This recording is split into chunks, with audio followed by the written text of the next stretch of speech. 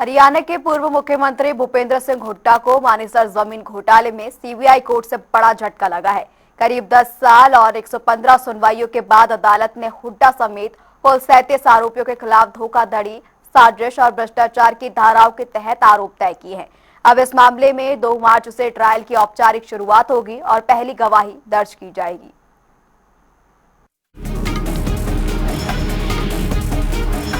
हरियाणा के पूर्व सीएम भूपेंद्र सिंह हुड्डा और अन्य आरोपियों को मानेसर लैंड स्कैम घोटाले में शुक्रवार को सीबीआई कोर्ट से बड़ा झटका लगा है।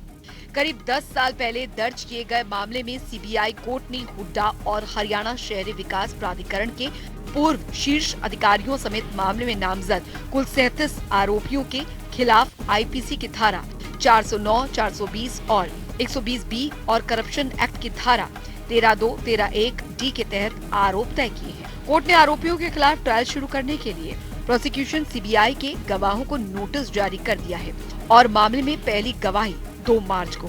बता दें कि भूपेंद्र हुड्डा पर आरोप है कि हुड्डा ने अपने कार्यकाल के दौरान मुख्यमंत्री पद का दुरुपयोग करते हुए किसानों की बेशकीमती जमीन को बेहद कम दामों पर बिकवाया, जिससे निजी बिल्डरों को 1500 करोड़ रुपए से ज्यादा का सीधा मुनाफा हुआ। हालांकि हुड्डा ने इस कार्रवाई को रुकवाने के लिए हाई कोर्ट में लंबी कानूनी लड़ाई लड़ी, लेकिन वहां से राहत न मिलने और स्टे हटने के बाद अब उनके खिलाफ मुकदमा चलेगा।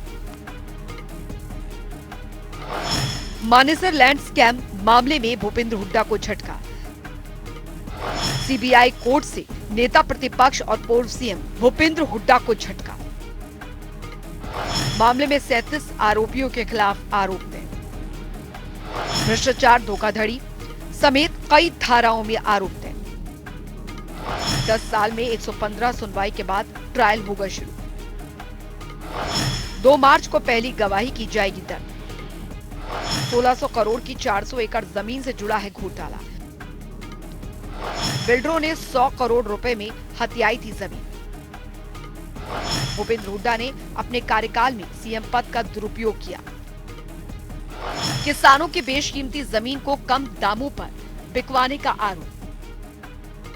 निजी बिल्डरों को 1500 करोड़ से ज्यादा का फायदा हुआ। सीबीआई की 80,000 पन्नों की चार्जशीट के आधार पर गवाहों को नोटिस। 2 आरोपियों के खिलाफ कार्रवाई पहले ही हुई रद्द। आरोपी अतुल बंसल और सुरजीत सिंह की हो चुकी है मौत। अब ईडी द्वारा दर्ज मामले में भी इन सभी आरोपियों के खिलाफ मनी लॉन्ड्रिंग का ट्रायल भी शुरू हो जाएगा। सीबीआई कोर्ट में इस मामले में 2 फरवरी 2018 को चार्जशीट दाखिल होने के बाद से 2 जनवरी 2026 तक करीब 115 बार सुनवाई हुई है, जिसमें अब जाकर गवाही की कार्रवाई शुरू होगी। जांच के मुताबिक ये पूरा घोटाला करीब 1600 करोड़ रुपए की 400 एकड़ जमीन से जुड़ा है, जिसे बिल्डरों ने मिलीभगत के जरिए महज 100 करोड़ रुपए में ही हथिया लिया था। डेस्क जनता टीवी।